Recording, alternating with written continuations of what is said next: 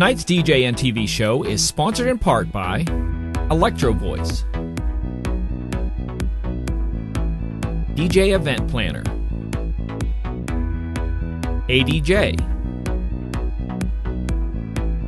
NLFX Professional, Promo Only, Numark, and DJNTV Insiders. Welcome to Creating Connections Podcast, episode 161. I'm Mitch Taylor. And I'm Vickie Musni. And today, Vickie's going to share something personal. Mm-hmm. I have no idea what it is, but this ought to be good. It's a good story of a not good example. Pick it up. It's a good story.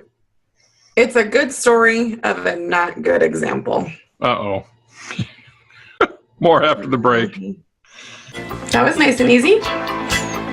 What are you talking about? This also speaks to a much bigger issue. Providing personal solutions through understanding people. This is the Creating Connections Podcast with Gitomer Certified Advisor Mitch Taylor and Certified Personality Trainer Vickie Musni. Welcome back, Creating Connections Podcast, episode 161. This is a good story of a not so good example. This is the episode we give you a personal story, kind of a peek behind the curtain, if you will, in one of our lives. And this one is Vickie's. What's a not so good example? You know, it's interesting, having been in the wedding industry for over 20 years, I see things from a certain perspective. But my big brother is getting married this summer. And so now I'm back in like the family sister planning mode. I'm still waiting on the contract, by the way. That is a whole nother story about who's DJing their wedding. That will probably be an episode we do after the wedding. I'm just kidding. But when I was home visiting, I had a chance to go with them to start their gift registry process. And my brother and his fiance are both very, very green people, which means that they're super fun and laid back and they get along well with everybody. But they also tend to be that green that are so mellow, things get procrastinated and doesn't always get done. So when I was home visiting over spring break, I found out they hadn't registered yet, and I'm giving her shower. So I'm like, okay, I need to know that they've registered before I send the invitations out. So one night after dinner, I said, hey, do you guys want to go and start your registry? I can go with you to the store and I'll just help you get going.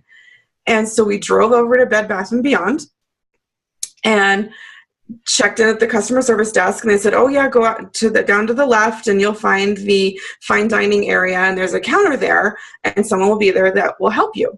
So I'm like, great. So we walk down to that counter and she looks up from her desk and says, can I help you? It was 8:15 at night. We knew the store closed at 9, but we're going, okay, we got 45 minutes. We can get started. Sure. And my sister-in-law to be says, we're getting married and this summer we want to start a registry. And the person behind the desk rolled her eyes and made this scowl. And she's like audible expression of irritation. You want to register now? Well, have you even started? I mean, have you gone online and set up any kind of a profile? This takes a really long time. There's no way you have time to do it tonight. I mean, it takes hours. Nobody comes through this process and doesn't feel completely overwhelmed by it.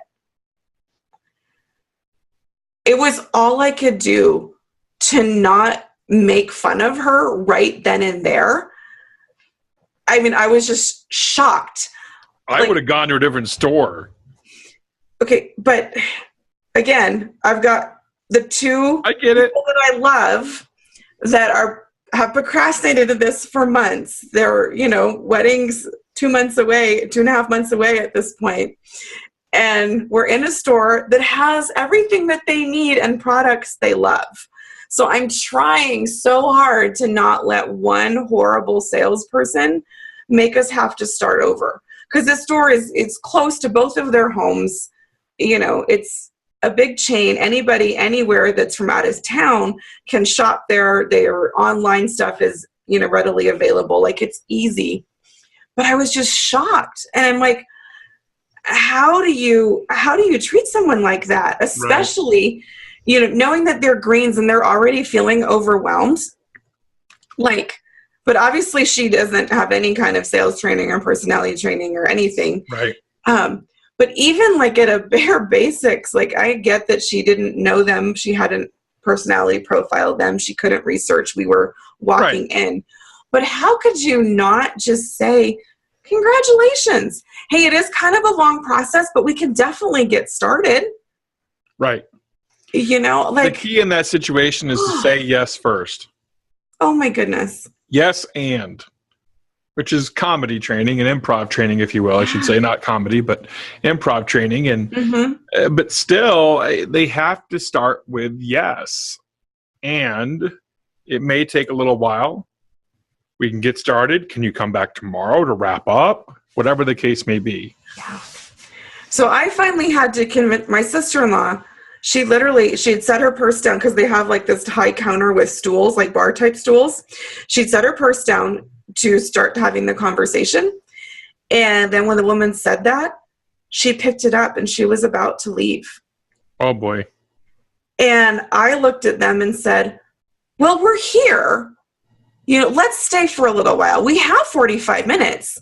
And I'm trying to like talk to them at the same time as I'm trying to convince this idiot saleswoman, you've got clients that want to register here. We have big families. They want to give you money. A lot of people coming to this wedding. We're all telling you, you have a couple hundred people that are going to come here and shop for them. Why would you be so rude to them?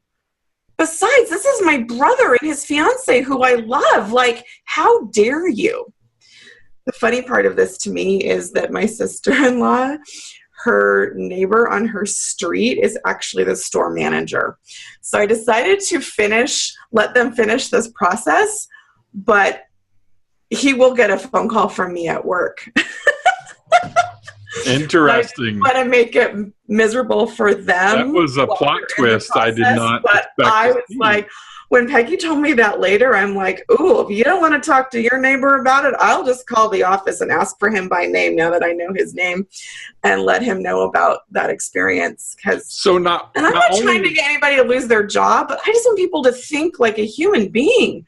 Like, how could you treat someone that's getting married like that and intentionally try to overwhelm them more to the point where you're trying to shoo them out of your store?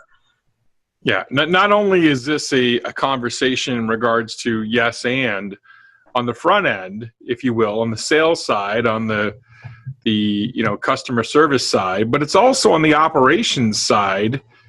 Do you have the right people in the right seats on the bus? Yes. And that person either had a bad day, which can happen. You know, you don't know.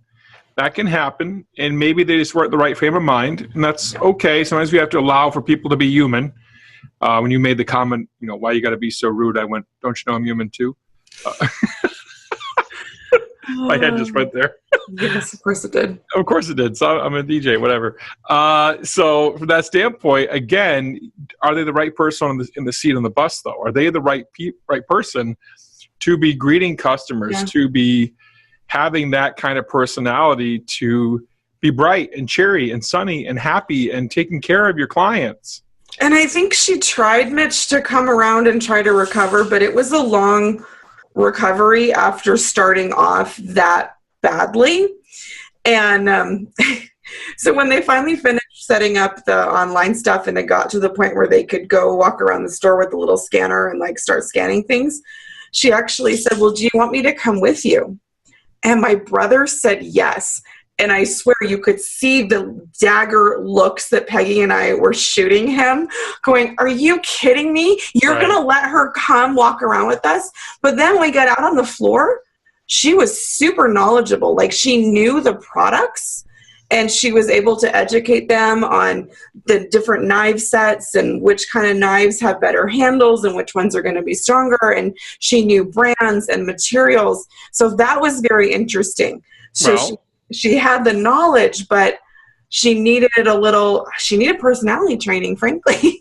But here's the other thing. So we talked about the sales side, we talked about the operations side, and the other element I want you to take away from the story is legacy. Yeah. Because one 5-second, 10-second thing, that can be your legacy to someone else. And what's that bad press worth? How does that go down? Yeah. So, and again, knowing it's a big chain like that, and I'm intentionally not naming names or of course not. Of course not. On this show, but honestly, if I ever was talking to a client that lived in that city, I would tell them, just make sure you find out whose shift it is and don't go talk to this person like it was that bad. Well, and notice that's exactly what you just said. Don't go talk, even though they were great on the product knowledge, they did offer to go around and help after the fact. That still, in your eyes as the consumer, doesn't overcome that initial 3-second gut reaction. And it was not just 3. Like, she had a chance to turn it around. It was the first 10 minutes. I mean, it was just negativity. Like, I, as the bridesmaid, as the sister, had to convince all 3 of them, hey, we've got 45 minutes. We can still accomplish. Yeah, you're going to have to go back, but let's get started. You know what? Once you get started, you can even go and add some things online. Sure. You can do this. But it took a lot of cheerleading. I mean, it was just such a bizarre experience. And I guess I just want to remind people that we get so comfortable in our role, and we do know how long things take, and we maybe have seen clients get overwhelmed with long questionnaires or involved planning forms or whatever the case may be, but we don't need to overwhelm them on our own. Right. We can try to head that off. We can still try to be happy about it. And make the most of the time. When you've got a hot lead like that walking into your place wanting to spend money, be friendly. Absolutely. So, that's it for Creating Connections Podcast, episode 161. I'm Mitch. And I'm Vickie. Thanks so much for watching. We provide personal solutions through understanding people. See you next time. Have a great week. Thank you for listening to the Creating Connections Podcast with Gittimer Certified Advisor Mitch Taylor and Certified Personality Trainer Vickie Musni. For more information on providing personal solutions through understanding people better, visit creatingconnections.biz.